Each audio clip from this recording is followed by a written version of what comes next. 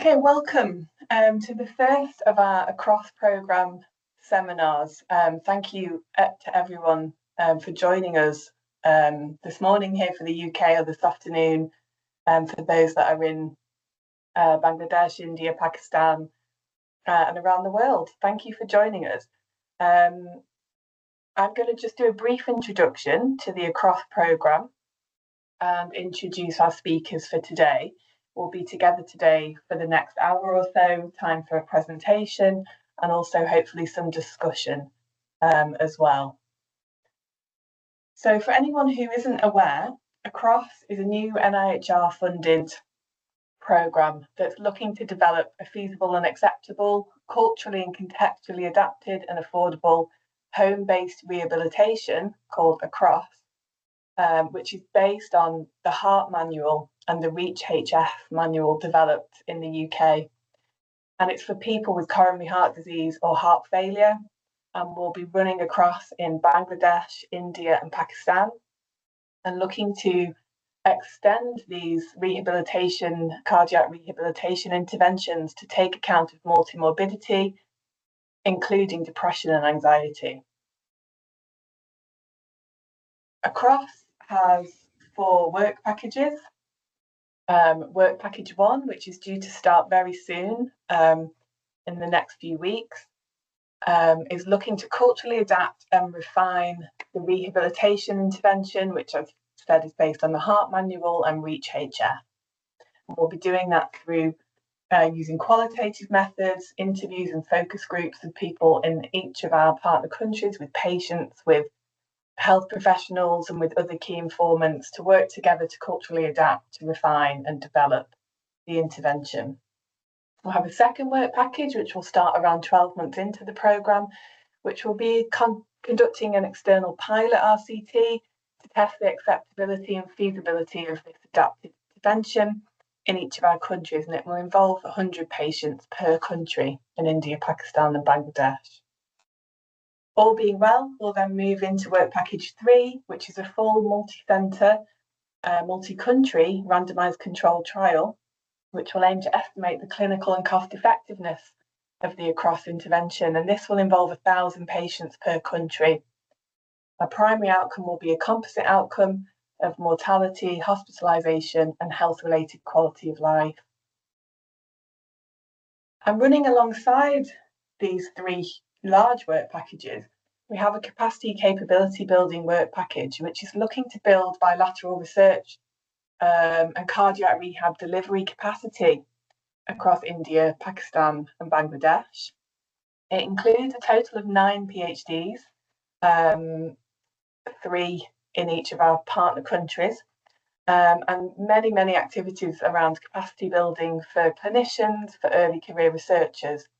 And this seminar programme will sit within this capacity building research work package, and we'll be looking to hold 3 to 4 seminars each year of the programme, which will be 5 years in total, to share both our learnings from Across, but also to invite interested and relevant partners to present their work as well, so we can really enhance each other's learning in the area of rehabilitation. So for today's presentation, I'm delighted to welcome Emma Shiel, Elizabeth Broom and Rory Myles, who've been working on a meta-synthesis of qualitative studies that aims to understand the patient experience of group interventions for the treatment of long-term conditions, including COPD, diabetes and cardiac disease for people living in South Asia. And this review is really a collaboration between the Across team and also SAN's COPD Health Team, which is a project that I lead in the UK, which is funded by NIHR Research for Patient Benefit and is looking to co-design adapted pulmonary rehabilitation for people living with COPD from South Asia in the UK. So we've combined our teams and our knowledge to run this meta-synthesis. I'm going to hand over to Emma, who's going to talk us through the aims of the review, also something about the methods of meta-synthesis and how that's been operationalised in this review, And Elizabeth and Rory are going to join her to talk about the results of the review as well. And we're very grateful to Elizabeth and Rory for voluntarily giving their time to work on this project and to develop their own research capacity as well. But I'll let everybody introduce themselves in a little bit more detail, and I'll hand over to Emma. I'll stop sharing my slides and hand over to Emma to start her presentation. We expect be about 30 minutes, the presentation, and then we hope to have some good time for discussion at the end. So if you'd like to pop any questions in the chat for any of us, for Emma, Liz, Rory, or the Across team, please do so. Or also you can raise your hand and ask a question at the end. Jamal is here. Jamal's going to keep an eye on the chat and make sure those questions are fed in to discussion at the end. Okay. So Emma, if I stop sharing, you should be able to share your screen now if you want to do that and introduce yourself. Can you see that okay? I can, yeah. Yeah, great. Hi, everybody, and thank you, Amy. My name's Emma Victoria Shiel. I'm a PhD student, but also a research assistant over at the University of Manchester, and I work with Amy on the SANS COPD Health Project. And as she said, we've been working in collaboration with Across to do this project as well, but with also Elizabeth Broom and Rory Myles. I just want to give you a couple of seconds just to introduce yourselves as well, because I don't want to kind of botch that for you. So go ahead, Elizabeth. Hello, good afternoon or good morning, wherever you are. I'm Elizabeth Broome, so I currently work for NHS Pennine and I work in mental health services for low intensity CBT. And I also am currently a MPhil PhD student from the Wrexham University. And I'll pass over to Rory. Hi, I'm Rory Myles. I am a senior psychological wellbeing practitioner in Rochdale in the UK. Similar to Elizabeth, I work in low intensity psychological services. Cheers. So what I'll do is I'll just talk about the rationale first, about how we kind of came about this collaboration. So obviously SANS COPD is all about COPD, and the reason why we look at COPD is because unfortunately it's associated with at least 5% of the deaths globally, and of the 11% of people around the world who have COPD, we actually have 4.5% of them within the UK.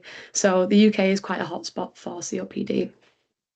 Now, even though COPD is very serious, we do have something called pulmonary rehabilitation, which I'm sure you all know quite well because it's quite similar to cardiac rehabilitation. And what we know about this is that it's the gold standard for COPD. So when I say gold standard, it's the best thing apart from inhalers and other medications that we can do for people with COPD to maintain their lung function and have the best quality of life that they can. However, while we know it's completely effective and we don't need to do any more work on that, we know that it's not really accessible, but we're not really sure why. So SANS COPD looks particularly at the gap between the gap with South Asian people, because when we look at the statistics, for example, we see that a lot of British people are in there, other ethnic minorities, but South Asian people we see very few of, and we don't really know why they're underrepresented in that. We have some idea, but we really wanted to have a proper look into that. When we look at the prevalence around the world, obviously the UK is very dark on there. So the darker orange something is, the more COPD prevalence. The UK is very dark. As I said, we've got 4.5% of the 11% of people living with COPD that are diagnosed. And then America is also quite high up there as well. But when we look at South Asia, we also know that quite a lot of people have COPD there. So then there's this question of, well, if a lot of people from South Asia have COPD, why are we not seeing them in pulmonary rehabilitation? So that's where the SANS COPD project came in, and that's got multiple work packages similar to the Across project. So work package 1 is a systematic review, and it's very similar and kind of lays the rationale for the meta-synthesis that I'll talk about in a moment with Rory and Liz. So I'll just go very briefly over the findings from this just to kind of set the scene. So as Amy said with the title before, we're looking at group interventions for long-term conditions. So myself and Amy, working in the SANS project, did this for South Asian people living outside of South Asia. So it wasn't just the UK, it was anyone living anywhere in the world but South Asia, because we wanted to see if, you know, living outside South Asia had any impact on that. And we could use that transferable information to the UK. We also decided to look at group interventions and long-term conditions rather than just COPD. And the reason we did this is because the evidence base is just really small. Unfortunately, when we were doing this review, we actually couldn't find any qualitative papers on COPD itself. So we actually had to do a lot of learning from the cardiac rehab stuff, the diabetes things, and that's what we've been looking at. So COPD, diabetes, and cardiovascular disease, because we felt that all of these had group interventions that were similar to pulmonary rehabilitation. So if we can work out why people are or are not going to them, we could also use that learning for pulmonary rehabilitation and also for the diabetes education and the cardiac rehab. So this is just a kind of snippet of the findings. This is what we call the line of argument synthesis, and I won't go too much into what that is because Rory will explain it later on. But basically, it's a diagram format of findings. So from what we found of all them studies, I think we found 17 studies overall for people outside of South Asia. We found that these kind of 4 themes summarise how we can support people to engage in group interventions like cardiac rehab and so on. So we know that safe space and professional relationship is at the core of it. We know that people need to feel safe in order to take part in something like this. For people with COPD, they get very breathless, same with cardiovascular disease and diabetes. They all have physical kind of health complications that can stop someone engaging in something or can make them nervous about engaging in something.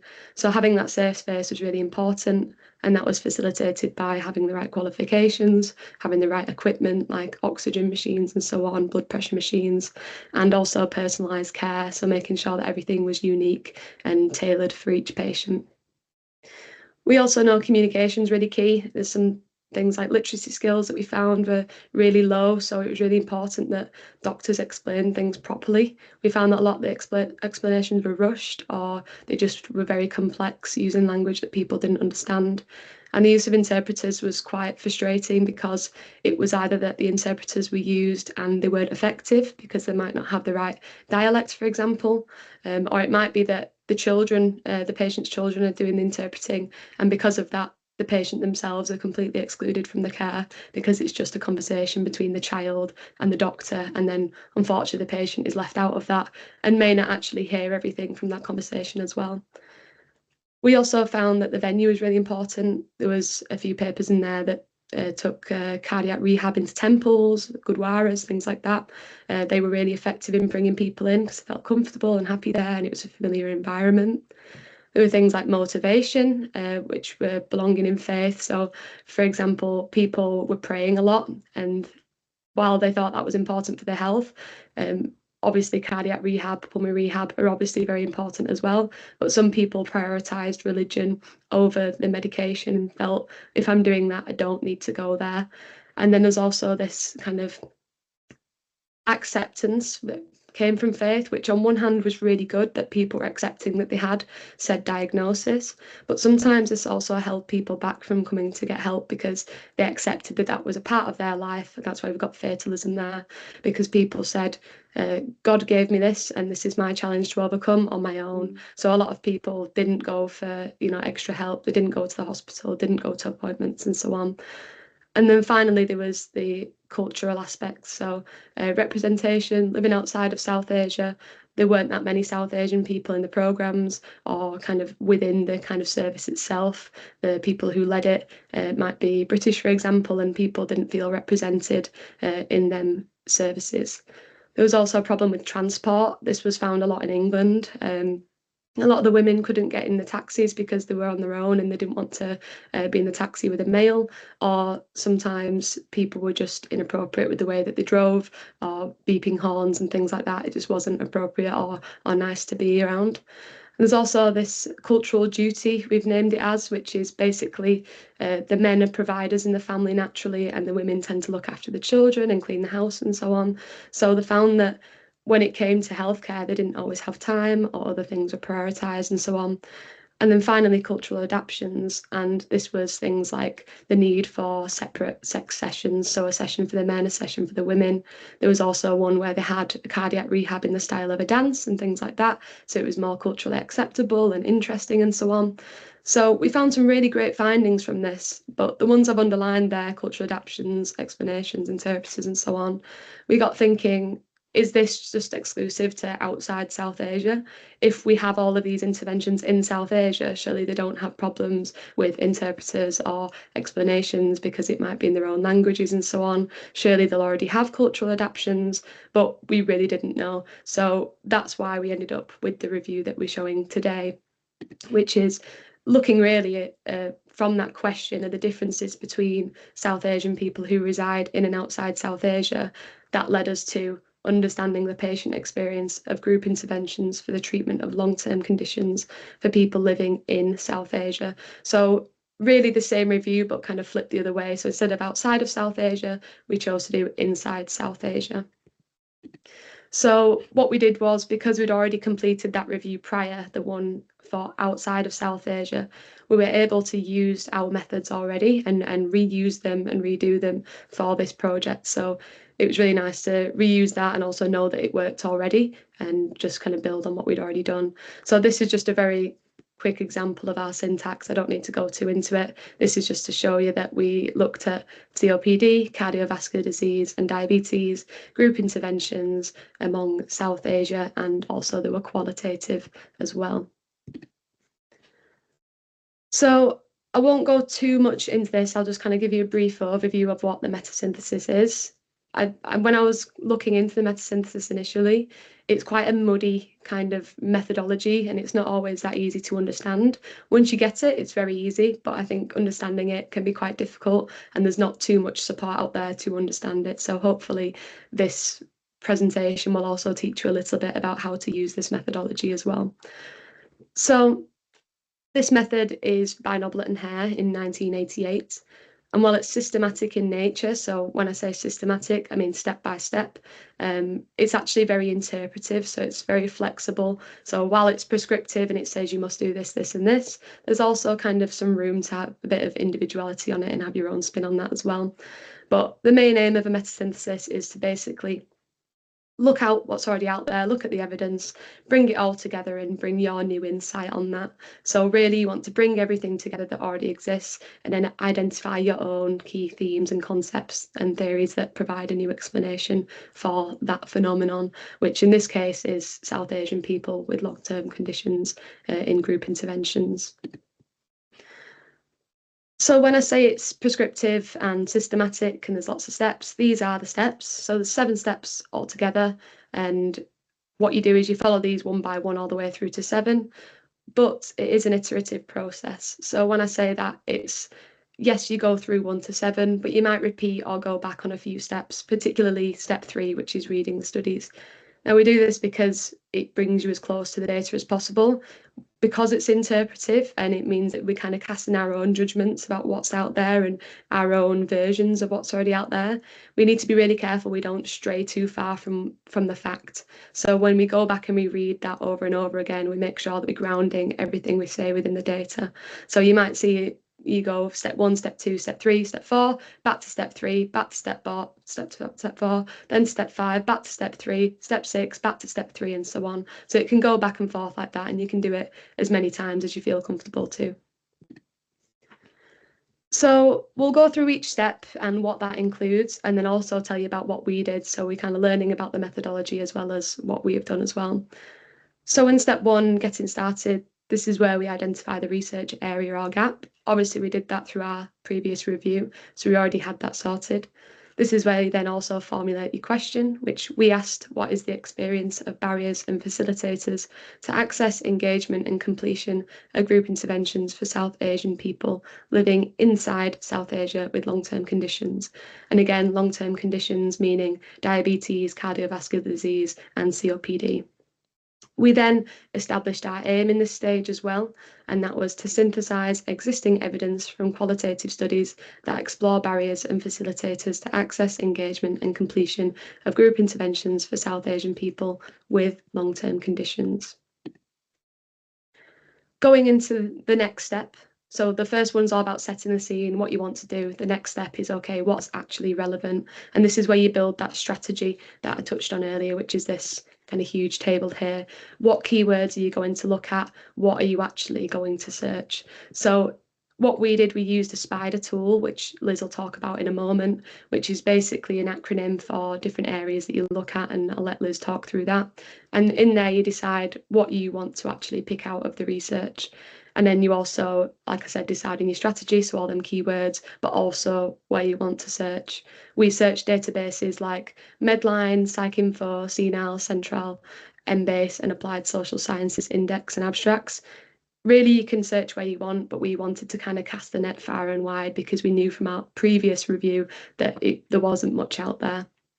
So I'll let Liz go on to the next slide and tell you about what we were including and also what we decided on in the end. Thank you very much. So with the study having a qualitative focus, we very much had specific ideas of what needs to be included. So if we think of the sample size, we looked at adults, so that was anyone aged 18 and over, and with kind of primary diagnoses of diabetes, cardiovascular disease, or chronic obstructive pulmonary disease within South Asia. So within that, there were people that will have other health conditions, both physical and mental health, and as long as the kind of the primary was the diabetes, the cardiovascular, or the COPD, then they were able to continue with kind of the study. They were appropriate for the criteria. The specific interest was kind of the views, the experiences, but also the attitudes and kind of the opinions about group treatments for these long-term conditions. So this might have been within the community, it might have been within primary care or secondary care. So with it being qualitative, the research methods included semi-structured interviews. There were focus groups, but also observational methods included. And within that, the synthesis of data, the primary focus when reviewing was the views, experiences, the opinions, but also the attitudes around the group intervention specifically. And within that, we wanted to identify the barriers and the facilitators to both accessing group interventions, the engagement, but also completing them. So we found that kind of when some people started, they didn't necessarily finish. So within this, multiple articles were found. So one of the things that we noticed, there was a big gap that was found with regards to kind of the countries. So whilst there were papers from Bangladesh, India, Sri Lanka, and Nepal, what we didn't find, because of the exclusion criteria and because of the qualitative specifics, we didn't find any papers from Pakistan. And while the Across study did look at kind of cardiovascular disease and it did look at cardiac rehab, because of our criteria, we did not find any qualitative papers that fit our criteria, but also looked at cardiovascular disease and or cardiac rehab. But what we did find from these studies that did look at diabetes or looked at COPD, we found that the learning from this is transferable. And what you'll notice is that from the kind of the group treatments, there is specifics around education, but also about kind of the type of intervention and the rehab. So it very much focused on pulmonary, but also some yoga. And if I pass back to Emma now. Cheers, thank you, Liz. So yeah, so they're the 5 that we found. So it was a significantly smaller amount than our previous review. So while we thought there weren't many things in our previous review, there was even kind of less of an evidence base when we look inside South Asia. So there absolutely is so much rationale to work within this area. Moving on to the next step, we've got reading the studies. And as I said, this is something that you'll do kind of continuously throughout the whole methodology. So this is where you read and extract all that data, which Liz just spoke about then. So we extracted the author information, country, population, health condition, type of group treatment, the way that they collected the data. So was it an interview? Was it a focus group? So on how they analysed it. Was it thematic analysis? Was it interpretive phenomenological analysis? All these different ways, and what their key question and their findings were. And just kind of for future reference as well, and kind of advice, it's always good to pop it in a table like this, just because it's really easy to come back to and really easy to come back and quickly read. We also kind of alongside this as well had a separate table which included first and second order constructs.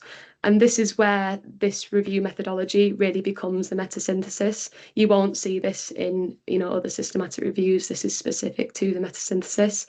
And the first and second order constructs are basically fancy terminology. The first order constructs are the raw quotes from the participants. So when you have a journal paper and there's maybe box 1 that has all of these quotes in there, they are first order constructs, the raw participant's voice. The second order constructs are the author's voice, so nothing to do with us, it's the person who wrote that paper. And that's what we want to take out. And I usually put this in a table just to make it easier. So we'll have the first order constructs, them quotes, and then we'll have the second order constructs about them quotes. So what did the author say about them? How did they interpret that? Naturally, when you're reading this, you'll probably think, oh, well, I would have said this, or I thought that, or the author might have missed that. That is our interpretation. So that doesn't belong in this section. So if you're like me and you can't help yourself, write it down, because this is a really good bracketing method to keep yourself out of this stage so you don't kind of contaminate that stage. And also it can help you down the line when you do them potential themes later on, and I'll talk about what they are later on. But yeah, this is just for the participant quotes and the author's thoughts about them. So then we move on to the next stage, and as I've said, I've already wrote there read and reread. So again, we're already repeating stage 3 and do that throughout. At this stage, when you're reading and reading and reading, writing your notes and things like that, you'll start to notice some comparisons or some differences between different concepts. Some people agree with each other, some people disagree, and so on. You might also start to build some themes, some overarching storylines, and find out some explanations for a lot of phenomena. So you want to note this all down, and then at some point when you feel confident to, you'll realise that you'll be able to cluster these into sets, and also another word for initial themes. So when we were looking at all of this data, we found that data kind of naturally fell into these sets of having a lack of disease knowledge, ability to participate, the value of treatment, the venue, stigma or reluctance to disclose, family, finance, trust in healthcare professionals, and communication. So these are our kind of preliminary sets. And then at this stage as well, you also want to decide what kind of translation you want to do, another meta-synthesis specific method, which is basically the choice between a reciprocal or a refutational translation. A reciprocal translation is very much like improv. It agrees with everything. It says yes and. So paper 1 says this, paper 2 agrees and says this, paper 3 agrees and says this, and it builds like that, kind of like a building block. The refutational translation is the opposite, so it kind of disagrees with everything. So paper 1 said this, paper 2 disagreed because they think this, paper 3 disagreed with that because they think this. But naturally, sometimes papers agree and disagree, so you can actually do kind of amalgamation of the two. So we chose to do that because of what our data said. We had a lot of some that agreed, some that disagreed, so we did a mix of the both, and I'll go into how that looks like in a little while. And at this point, you also want to conduct quality appraisal, for which we use the Joanna Briggs Institute Critical Checklist for Qualitative Research. Now, in metasynthesis, you can have loads of data, and because it's qualitative, there is lots of data to work with regardless. While we had 5 studies in this, there's actually a huge amount of data because it's all so many quotes. So if you do have lots and lots of studies, it can be a good idea to remove the ones that are kind of poor quality. But we decided not to, because I think if we took out anything from the 5, we'd actually lose quality in our overall review. And also we were lucky enough to actually use very good high quality articles anyway that didn't need excluding. So I'll just go into them sets that I was talking about, lack of disease knowledge and such, and show you how we actually came up with them. So when we were looking over the data, we kind of put in each box there, we worked one by one, paper 1, paper 2, paper 3, and we came up with all the concepts which were explored in each one. So paper 1 had quite a lot of concepts, paper 2 had a few less, and then paper 3 was probably the least amount of data in there, and so on. So there, every single individual paper, what they included. We then had another box next to it. Okay, what was repeating throughout these other papers? So we can find now from looking at this table, we know that lack of disease knowledge was in paper 1, paper 3 and paper 4. It's very small, I can barely read it. But yeah, we can see what was present in each one and what wasn't. So we know which papers fall under which topic and so on. I also had this grey box here, which we just put something that we found interesting but wasn't, comparative or wasn't said across other papers, just in case we wanted to touch on that as well. So that's how we came up with these sets. It's basically a long time of reading, rereading, and seeing what's common between all of the papers. So then into the next step, translating the studies into one another. This is where we take them sets from before, so that lack of disease knowledge, all them different topics, and the papers that are included within each of them. We take them and we rank them papers from highest to lowest. So the best quality papers go first, and then the lowest quality papers go last. And what we do is we compare them into one another within each set. So the papers that were included within lack of disease knowledge, for example, in fact, I'll show you, I think I've got it on the next slide. Yeah, so the papers included in lack of disease knowledge were papers 1 and 3. The papers included in ability to participate were 1, 2, 3, and 5, and papers included in value of treatment were all 5 of them. This is just a snippet, it's not all of the sets, it's just to show you how we did it. And what we do is, because we used a mix of reciprocal and refutational translation, we have paper 1 says this, and paper 3 agrees or disagrees, and this is why. Paper 1 says this, paper 2, and so on. And that's how you work through it.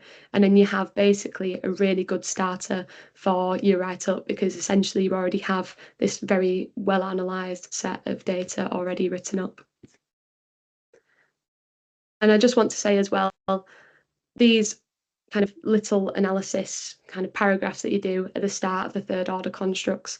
So before, when I said the first order constructs are the raw participant quotes, the second order constructs are what that author says about them, the third is ours, and it's okay at this point to bring your own in, and this is where the meta-synthesis kind of really becomes its own.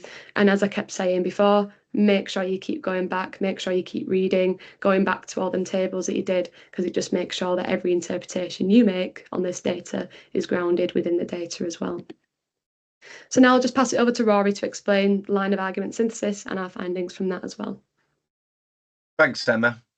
Yes, so the line of argument synthesis, it's essentially creating a new original interpretation that goes beyond the translation of the data. So highlighting both similarities and differences in the data. It aims to represent the review findings and further develop those third order constructs of those themes, categories that we came up with. So here is the diagram of the third order constructs.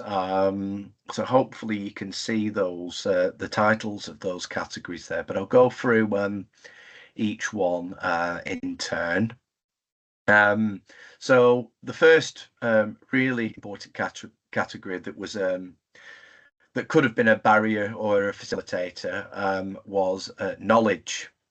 So obviously you've probably heard the quote, knowledge is power, and what we find is that people who seem to have good knowledge about interventions and a good disease knowledge seem to be more likely to participate. So there's just a quote here.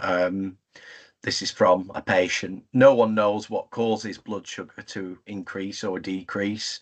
There's nothing you can do to control the disease. So one may assume that this person might not want to get involved in all the rigmarole of rehab if they don't think that there's anything that they can do to control it.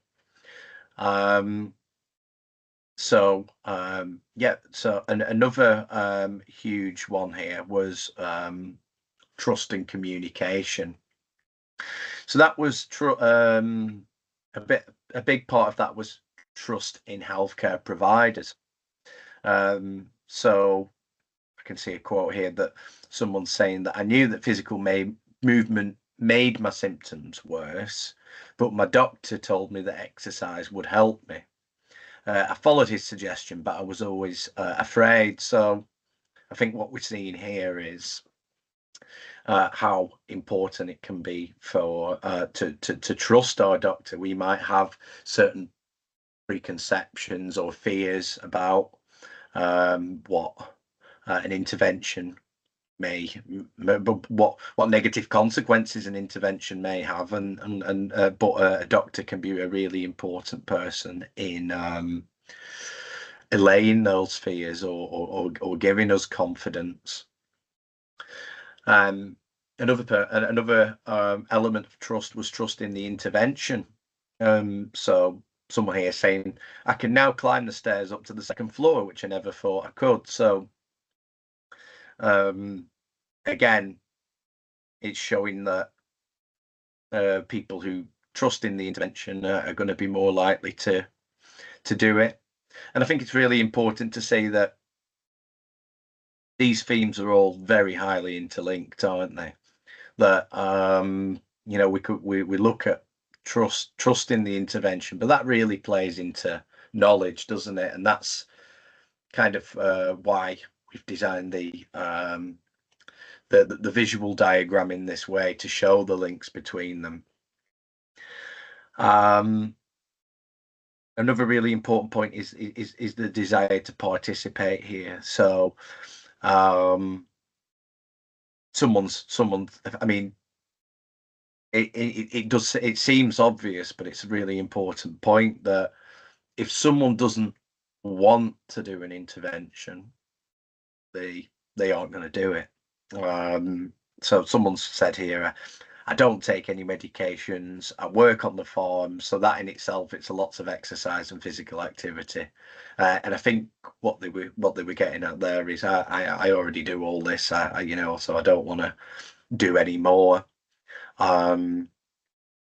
So yeah, actually wanting to engage is essential. Moving on to the other side of the diagram now, we've got culture, which was a huge factor. So we can see that someone and cultural beliefs that people have. So someone said most of our diseases occur due to our own sins. So I guess if we have this cultural belief, then that may make us, you know, certain cultural beliefs may make us less likely to want to engage in these health interventions. Very highly linked to that is stigma. So the quote here is, I'm worried that other people will think that I've done something wrong in my previous life to get the disease. So that might be a real kind of barrier to engagement if we feel that we're going to be judged negatively. And again, a really kind of key one was practical barriers, practical considerations to take. So someone had said it was 75 kilometers from the pulmonary rehabilitation centre. So it needs to be a 3 to 4 hour journey to travel due to kind of broken transport. So if we assume that it's going to be very hard for someone to attend pulmonary rehab or other interventions, then that's going to make it less likely to happen, and vice versa. That if it's easy to attend, then they may be more likely to attend. Liz or Emma, do you want to kind of jump in and add any more about that? Yeah, I think there's one thing that I want to include as well, just within the stigma. Obviously, there was this cultural stigma. There was also something that stuck out quite a lot, which we didn't see in the other review, which is about finance. A lot of people were saying, well, I've got bills to pay, so they come first. There's prioritization of different needs. And there's also the fact that they're very reliant on family members. And because of that, family members might have to pay for them. So there's a lot of kind of aggression and anger and frustration around, why should I have to pay for your illness and so on. So yeah, as Rory said, lots of things that interlink, and that's why we laid it out this way, because they all kind of fit together in different ways and have many different links. Liz, do you have anything else to add? I think you both covered it. I was very much thinking of the same thought, that, you know, they're very much interlinked, and with that practical barriers, things that seemingly are not practical actually feed into that practical, like you said, finances or being far away. Yeah. So we'll just move on to kind of the conclusions, because I'm concerned about the time kind of running up. But kind of in the question section, we'll come back and ask you about this diagram and see if you've got anything that you can bring to it or any different amendments I think would be really helpful. But basically, after the line of argument synthesis, we came to the write-up. We use the emerged guidelines to do that, and we only completed writing this the other day. So this is really kind of key takeaways from the entire thing, what we can tell you. So merging all of them different kind of steps of meta-synthesis together, the translations, the line of argument synthesis, followed by an actual kind of narrative expression of that. These are kind of the key points. So I don't want to go over too much there because Rory's already covered a lot of that. Just the fact that knowledge and its self-efficacy there in gold, we found that they were kind of the most overarching things and kind of the most important things to consider when looking at whether somebody will engage or not. So do they have the knowledge to participate, because do they know what it is? Do they know it's helpful? And do they actually have that motivation to help themselves as well? Do they have the tools to be able to actually think, okay, I need to get help, I need to participate in something, or I need to make lifestyle changes? But one thing I really want to kind of highlight here, and the reason I want to highlight is because it's such a good link to across, is this need for home-based interventions. So a lot of what we were talking about there, the stigma around people being ill and how that might look like, having a home-based intervention in the privacy of their own home was, feasible and a really good idea for them. The people who, were 75 kilometres away from the intervention, again, having it in the home was an amazing option for them. And the people who, for example, might have practical barriers, like they're actually just too ill to leave the house sometimes, or COPD flares up, or they might be too breathless to travel that far, or so on. Home-based, again, a very, very good option. But I do want to kind of highlight this, and I think it's really important that we see this, is actually there is a lot of cultural considerations that may apply and reasons why this actually might not be effective for some people as well. So when I was looking at the discussion and I was writing this up, I found that there was lots of things to say that home-based interventions are just as good as the ones held in the centre. So there's a huge evidence base to have them, and there's real good reason to have them, and it seems like it'd be really effective in dissolving a lot of these barriers that we found within this review. But there were actually some problems, particularly for females. So females in particular, when they're in the home trying to do a home-based intervention, that is technically really where they do a lot of their work, where they're doing the house chores, where they're feeding the children, they're looking after the family home. And it's not really easy to get that protected time when you're within the house. So while home-based might be an incredible option, for women, it actually might be more beneficial to have that allotted time away from the household to make sure that that time for their health is protected and done so properly. And then also something we found in the wider literature in that discussion section as well was people need to have high self-efficacy to take part in home interventions, because they need to have that get up and go, they need to have that motivation, because it's at home, a little bit kind of how working from home doesn't always work for people. People don't always have that same motivation as they do in the office, or like they don't have the same motivation as they do in the intervention as they do at the home. So it's really important that we listen to these kind of points and consider them when delivering home-based to make sure that it really is as good as the centre-based ones. So that's everything from us, unless Rory, Liz, you want to add anything in? Not at this time, thank you. I think we've covered it all, yeah. No. So I guess I'll open up the floor for some questions, and also if anyone wants to comment on the line of argument synthesis, we'd absolutely take your advice on board as well.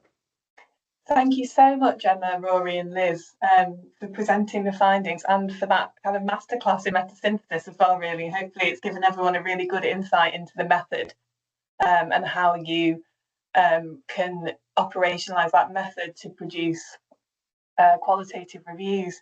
Fantastic, thank you. So we'll open up to questions. Jamal, I think you've been keeping an eye on the chat if you want to come in with any questions from the chat.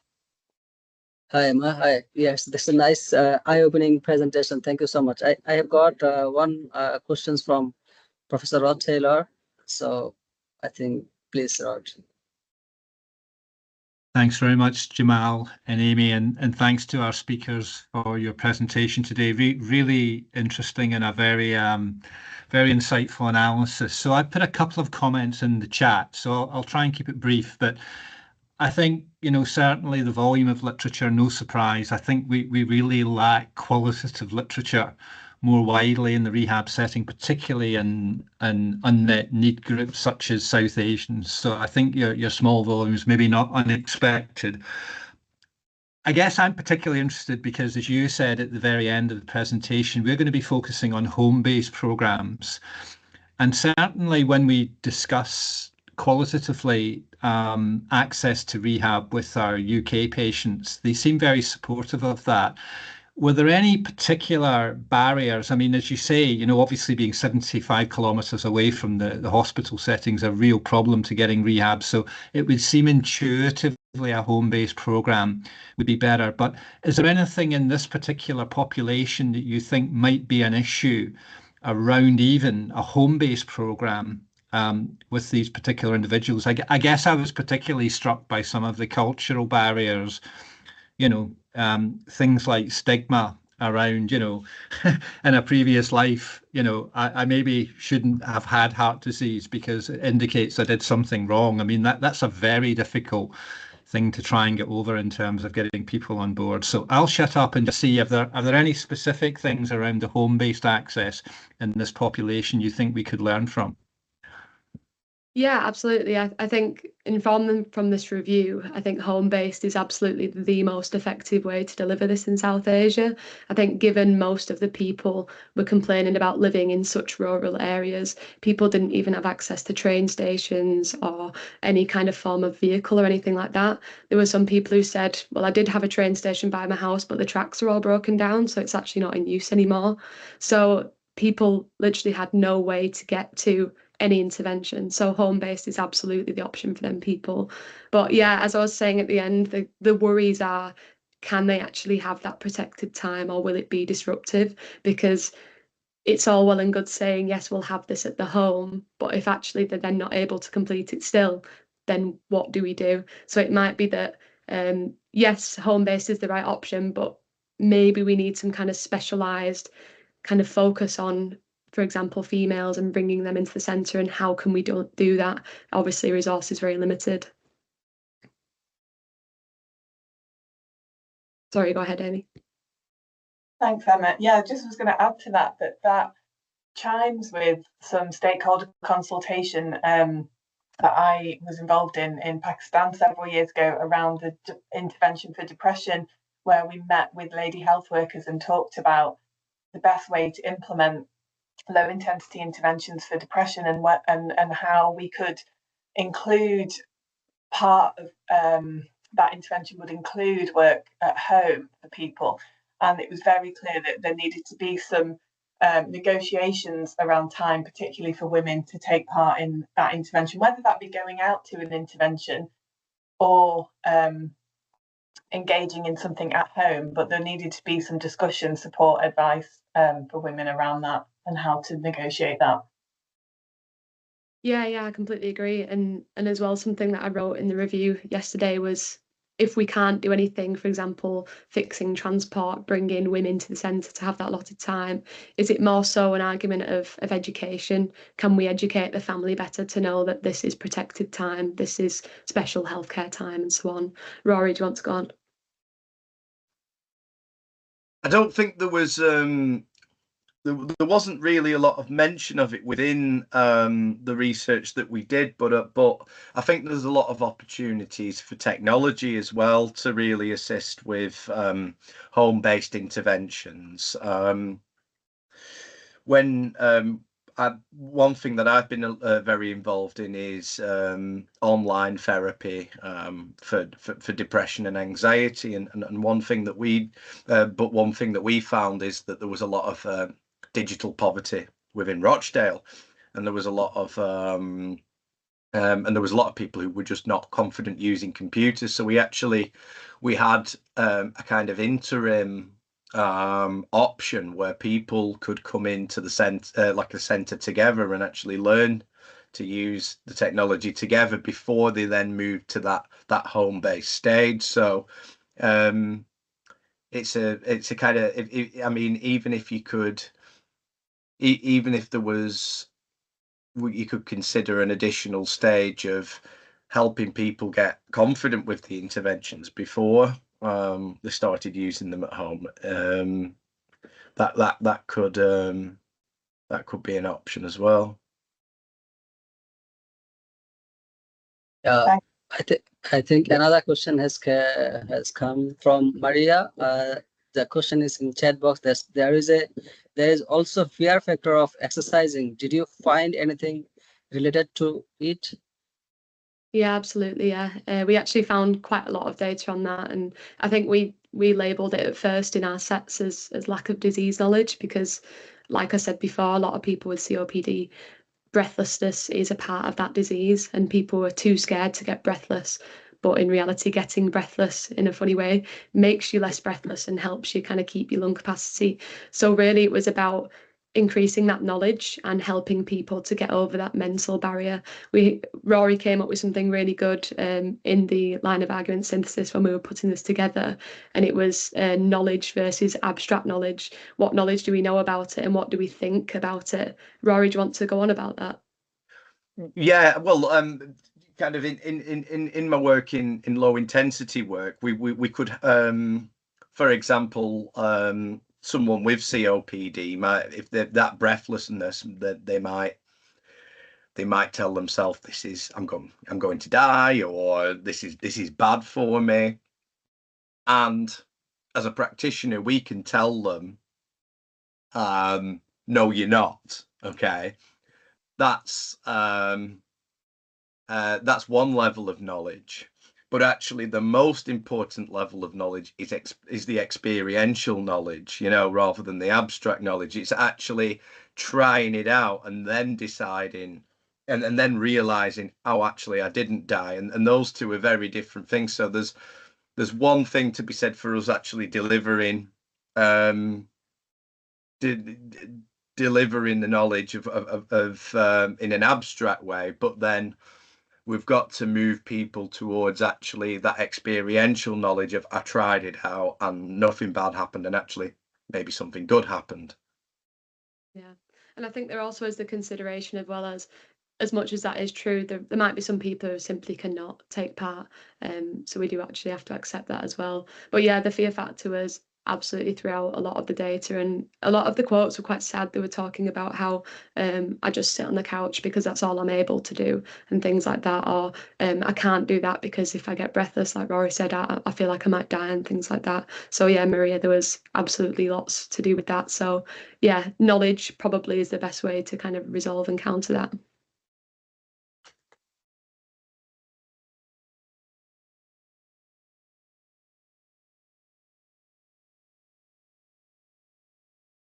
Do we have any more questions or comments that people would like to make on the line of argument synthesis, the themes, or any questions people would like to ask Emma, Rory, or Liz? Jamal? So, yeah, I have one question. It's very interesting that it's the barriers and facilitators. I think from the physician's perspective, because physicians are the very good largest part of stakeholders of this process. So from the physician's perspective, is there any? I mean, isn't there any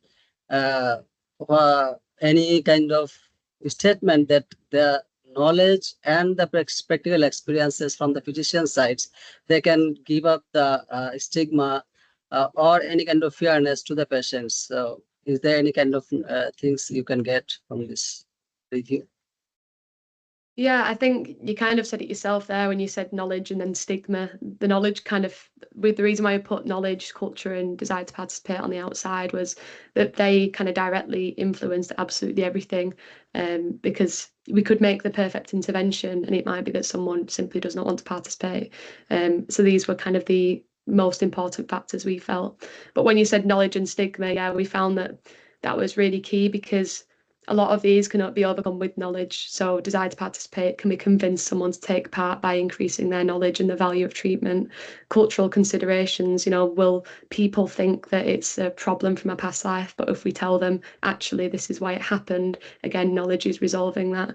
Trust and communication, again, can be built with knowledge. The more, like Rory said before, knowledge is power, people feel confident. And then the stigma and all that, again, everything can almost be eliminated with knowledge, which was really, really interesting. Go ahead, Amy.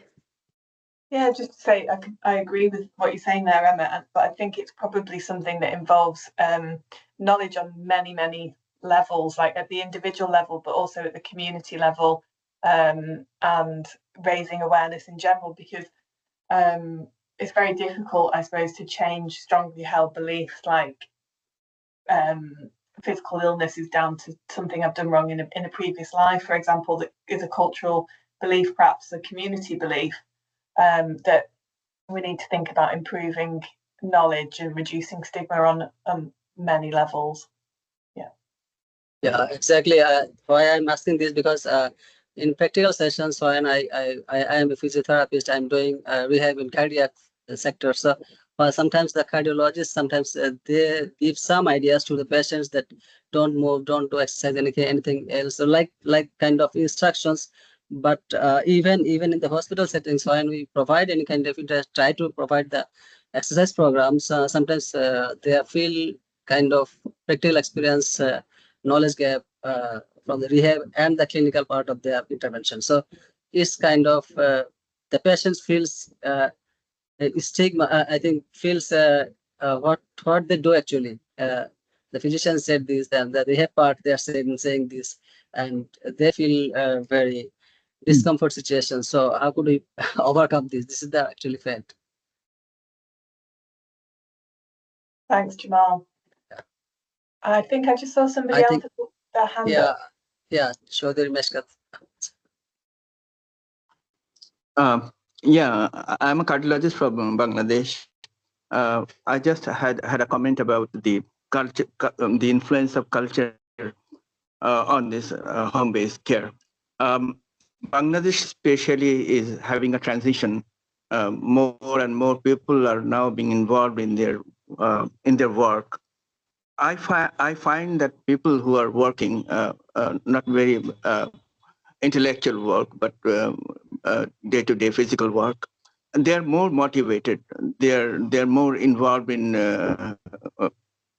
all this home care and other things. In contrast to the people who live in the city and are relatively privileged, this is one of the important transitions that I observe among our people, because Bangladesh is grossly an underprivileged country. But in the people who are underprivileged but who are engaged in their day-to-day life for earning their bread are more motivated than in contrast to the people who are privileged. This is one of the interesting observations that I really had to mention, meaning that beside culture, the occupation that you are having, the struggle for life you are having also has got some influence in getting all this home-based care. I'm observing people living in a remote area with minimum education, but since they're working for their life, they're well motivated and taking care of their people. That is what I have to say. Thank you so much. Emma, did you want to make any comment on that? Yeah, I thought it was really interesting because I agree. I think like the socio-economic aspects are absolutely so important. I mean, I look at everything from a holistic lens. So I'm always looking at what aspects of people's lives influence what. And I would absolutely agree. I think it's interesting that, you say a lot of these like physical workers, for example, are more on top of their health. And I can see why that might be, because obviously they need their body to do their job. If someone's poorly and not very well, someone who's a farmer won't be able to farm. They're not going to get money and be able to live and so on. But I have found it interesting because obviously Rory read out that quote earlier that we actually found the opposite in a sense. There were people who were saying, well, I do all this physical work already, so why do I need to do more? And I think it goes back to what Rod said a few minutes ago in the text about how there's also the education side, so people don't always realise there's more to it than just the physical aspects as well. Thanks, Emma. Really interesting. Thank you. And I think that brings us to the hour now. So I think we'll have to leave it there. But please do feel free to email us if you have any other thoughts, comments or questions. And thanks so much to Emma, Elizabeth and Rory for presenting the review today, and for everyone for their helpful comments and discussion points as well. We hope our next seminar will be in September. So we'll be sending details of that seminar out to you as soon as we have them, and we look forward to seeing many of you then. Thanks so much. Thank you very much. Thank you.